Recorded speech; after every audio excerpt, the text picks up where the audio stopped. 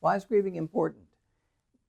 Why can't someone just get over it or move on? I mean, so often that's the advice that people who've experienced the loss of infidelity are told, that somehow they just need to accept it and go. But it doesn't quite work like that. In fact, this past week I was talking to someone, and it's, hundreds of times I've seen this, who was about 5 years out, not having, I believe, grieved what happened in terms of the losses of the infidelity 5 years prior. And they were suffering some pretty serious physical pains, back pains, neck pains. As far as I'm concerned, those things were still related to a lack of grieving back there. And so grieving, in my mind, is a huge piece of moving on.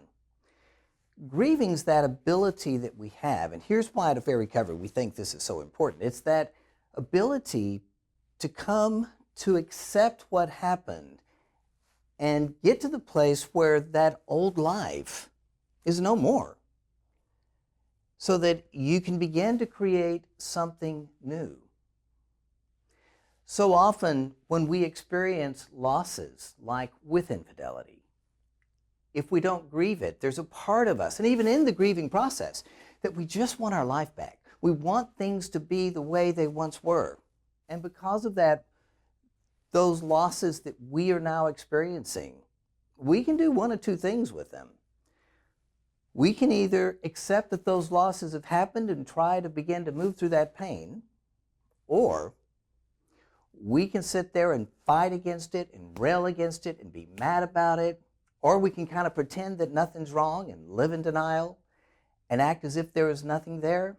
But if that happens, it's like you're forever tied to this horrible event. And the grief associated with infidelity is what we call disenfranchised grief. It's so often you're so isolated, you're so alone, it's hard to even move through that pain.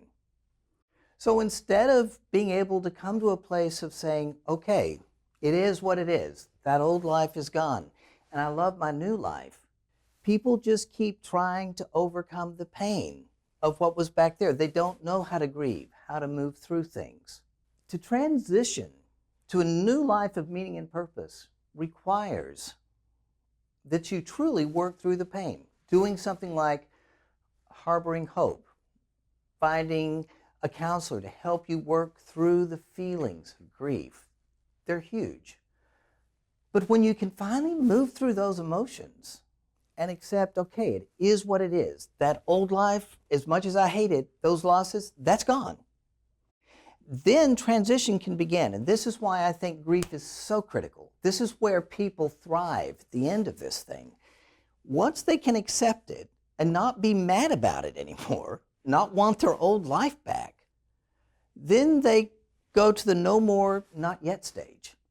Because grief is what initiates transition. And if I'm not mad about what happened here, if I'm not depressed about what happened here, if I'm not trying to still figure out the why of what happened here, if I'm able to finally, okay, that happened, then I've got this new chance to begin to dream. It's the no more, not yet, but new clarity comes, new vision, new purpose, new meaning. And that's what you want to come out of this incredible loss. You don't want the loss to be the thing that defines you. You want to let that go so you can move on. So I encourage you, as you go through this process, consider reading material on grief. Do harboring hope. Talk with a therapist. Work through the feelings.